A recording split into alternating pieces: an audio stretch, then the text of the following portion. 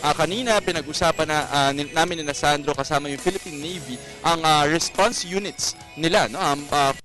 Merong sakuna. Ngayon naman, makakasama rin natin sa usaping emergency response, emergency monitoring sa loob naman ng Department of Health.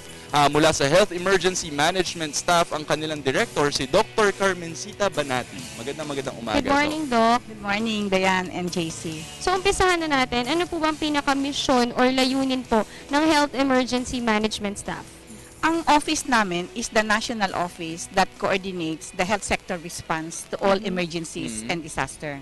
So, hindi lang DOH, but we work together with members of the sector.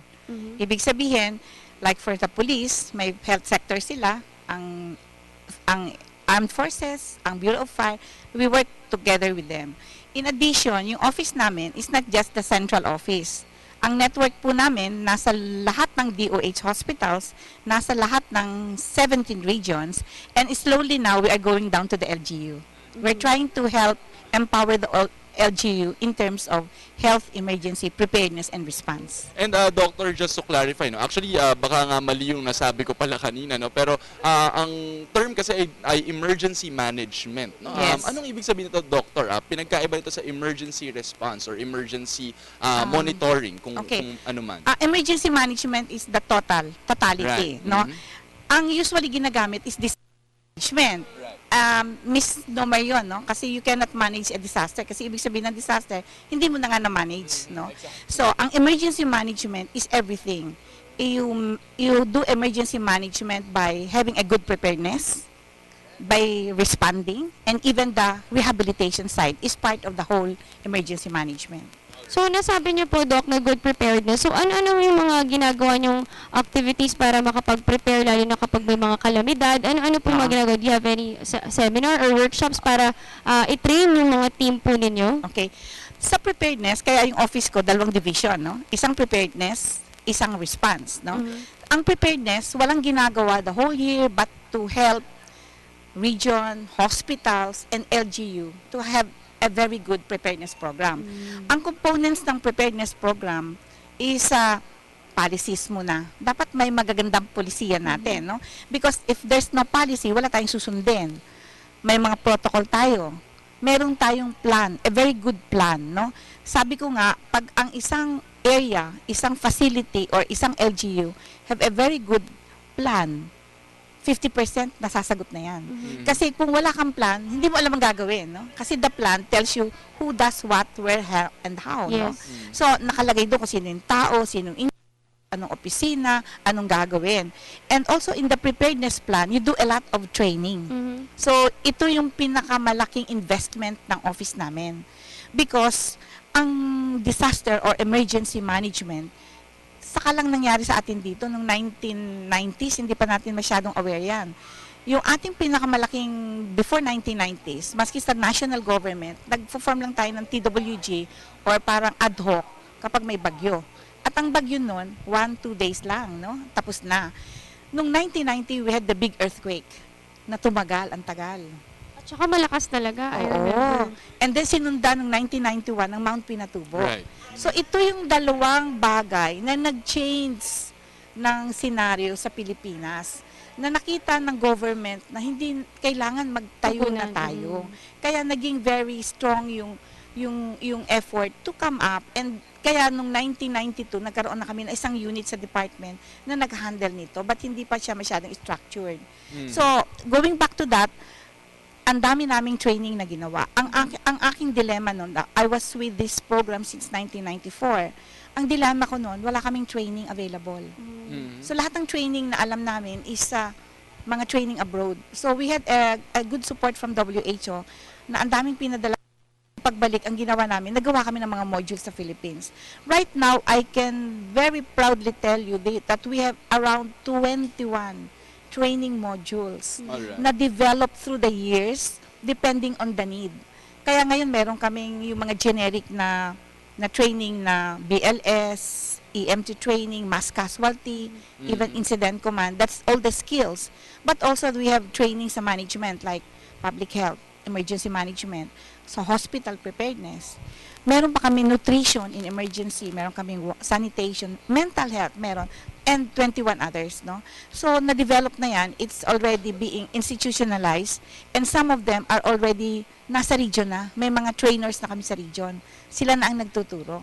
And all over the country, marami na po kaming na-train. Well, JC, given enough training, Doc, gusto ko malaman since I'm sure kung may enough training ka, kayang-kaya mo natugunan ng any calamity. Pero ano pa po ba yung mga greatest o yung mga grabing challenges na nakaharap ng HEMS all throughout nung nag-start po kayo? Actually, maski ka may training, ang importante yung system. Yung sistema. Mhm. Kasi let's say, lahat kayo na-train. But anong gagawin nyo kung lahat kayo, let's say, victims? Yung mga tinuruan namin, biktima sila. So, yun ang challenge na malaki. Like what happened in Typhoon Pablo, like what happened in Typhoon Sen, and even in, nakita nyo ang Ondoy. Ang Ondoy, So, grabe. mismong nasa seat of Manila tayo, seat of power, and lahat ng government is in Manila, parang at a standstill tayo nung time na yon. Nabigla rin kasi talaga Nabigla tayo lahat tayo. sa Ondoy. So, dapat ang planning should also include a plan wherein kung hindi yung mismong apektado ay tinamaan, merong support na papasok agad. Yun ang pinag-aaralan namin. And also, what we call as command system. There is an incident command system in a disaster which is not normal, which is not available during normal times. Dapat may sistemang gano'n na may nagte-take over, may nagli-leader, may in charge, hindi na yung dating Ang dami-dami. government, hindi ba, may bureaucracy tayo, maski kayo sa opisina, I don't know sa office nyo, syempre may boss kayo. We always look up at our boss. What if he is not there during that time? So, dapat may nag-assume ng leadership. So, itong system na to should be in place. Ito yung ginagawa namin sa ngayon. Na tingin namin na kulang pa dun sa mga training na naibigay namin. Doctor, iniisip ko, paano magko-qualify ang isang pangyayari bilang emergency para sa HEMS? Okay. Na ito kailangan na itong respondehan Okay. ng DOH at ng HEMS. Meron, dun sa 24/7 namin na OPSEN, di ba sabi ko sa iyo kanina, may 24/7 kami. Ito yung monitor ng DOH. Now, dito, meron kaming criteria to be included in the reporting. So, we talk of, let's say, natural disasters. Ang natural disasters, bagyo, lindol, mga ganyan, earthquake, yan ang natural disaster. We talk of biological. Ang biological, yan yung mga increasing cases of mga diseases. So, pumapasok din yan sa biological, like food poisoning. Ang technological namin, like accidents. Any kind of accident, whether transportation, maritime, or air. And fire is the number 1 natin na technological. At yung last namin, societal. Ang societal is about armed conflict. It's about even mass gathering. Yung Wawawi is an example of a societal. Yes. Mhm. So, lahat yan, minomonitor. Pumapasok lahat yan sa report namin. In addition to the 4, lahat ng events na nangyayari sa country, let's say mayroong celebration like Independence Day, nire-report din namin yan. Kasi naglalagay kami ng teams dyan because we are always thinking that there might be a chance na magkaroon ng gulo and dapat ready kami. So pati yan, minomonitor namin. At doctor, ko sakaling merong gulo or meron yung ganitong biological, technological, mag-design ng unit. Okay. Tama ba, doctor? Dapat mag-responde? Ang aming pag nag-monitor kami, most of them tends to be part lang ng 24 report namin, 24-hour Alright. report. So, we consider those as minor. Ibig sabihin, nangyari, tapos natapos, and then wala namang kailangan sa amin. Right. Pero kung sakali, for example, a fire na residential fire, natapos, minomonitor lang namin, tapos nang wala, that's considered out na the following day. But example, Baseco fire, which included a lot of mga nasa yung madaming tao at saka maraming squatter area, tapos kailangan tulungan namin. Padala kami ng team kasi madaming nasugatan. Padala kami ng gamot. I-monitor na namin yan. So pag mga ganyang cases, nag-mobilize kami ng appropriate team na dapat tumingin sa areas na yan. But kung ang cases naman is rally o nagkagulo, we send naman a trauma team. So depende yan sa situation. Now, in prolonged cases, like for example, typhoon, yung Ondoy, or even yung Typhoon Pablo, nagkakaroon ng maraming evacuation center. Supposing ang dami, no? Let's say, nung Typhoon Ondoy, alam ko more than 100, 300. So, we sent also teams to be in the evacuation center. Parang titingnan namin, baka maas yung mga diseases sa evacuation center. We have to monitor that also. And speaking of monitor, Doc, 24/7 na pag-monitor ng HEMS, gaano po ba kayo kabilis rumisponde sa mga ganitong klase ng mga kalamidad o sitwasyon? Ang pagresponde, maraming bagay naman ang pagresponde, no? We can send teams, that's one. If it's in Manila, within 15 minutes we can respond. We can send teams. Now, in some areas like the region, it's the regional office that send the teams. Yung ganon. Logistics. If they ask us logistics, we can mobilize logistics within 24 hours anywhere in the country. Kasi we have coordination with forwarders, we have coordination with the NDRMC, nagagamit namin yung C-130 nila, nakakasakay yung aming mga logistics. But as I'm saying, preparedness is very important. We don't need to mobilize kung merong logistics sa area. So, isa yan sa aming ginagawa ngayon na dapat ang region may sariling logistics. And even the region should preposition logistics in, for example, Mimaropa, Palawan, mga island provinces.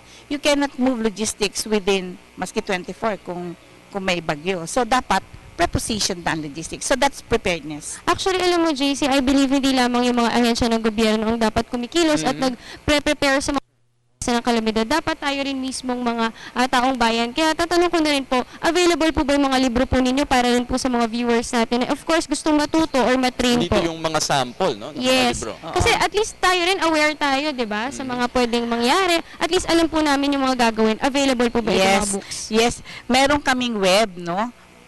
Ang web page namin, ito, no? Nakalagay sa www.hems.doh.gov.ph. Now, dyan sa web namin, if you open that, lahat yung libro namin is downloadable. Lahat ng training namin na being conducted or darating pa, nandun din, no? So, perfect. Hindi na Oo. kailangan gumastos. Pwede mo palang i-download Oo. agad. And we are open. Any person who wants to have our technical assistance, maski saan, we go to the church groups, we go to the military, nagte-training kami sa military. Red Cross, we have a good tie-up with Red Cross. Lahat ng LGU na humihingi ng tulong sa amin, we give them support. Whether it's training, whether it's systems, maski ano, we are always ready to help. Wow. Okay, so talagang nakakatuwa, no, na meron tayong ganitong opisina sa loob ng Department of Health na handang-handang sumagot at rumisponde kapag meron tayong problema. Actually, kung kailangan nilang kontakin ng operation ang OPSEN ng HEMS, ay pwede nila itong kontakin sa hotline numbers 711-1001 at 711-1002. Doctor, sige. And of course, pwede rin nila ulit i-download ang mga libro ng HEMS, www.hems.doh.gov.ph. So, maaari nyo po dyan na i-check lahat ng detalye at impormasyon na kailangan po ninyo tungkol po sa HEMS. Doctor, meron lang siguro tayong kaunting huling mensahe para sa ating mga tagapanood. Ang masasabi ko lang, hindi namin ito magagawa kung hindi namin kayo katulong sa lahat, no? Especially the LGU, may kanya-kanya tayong responsibility and accountability. But ang masasabi ko rin, importante yung preparedness. Kasi ang lagi kong sinasabi, even to my staff, is we can prevent disasters if we manage emergencies. Right. Okay, maraming salamat. Thank you so much, Dr. Ayan po si Dr. Carmencita Banatin, ang Director ng Health Emergency Management Staff o ang HEMS.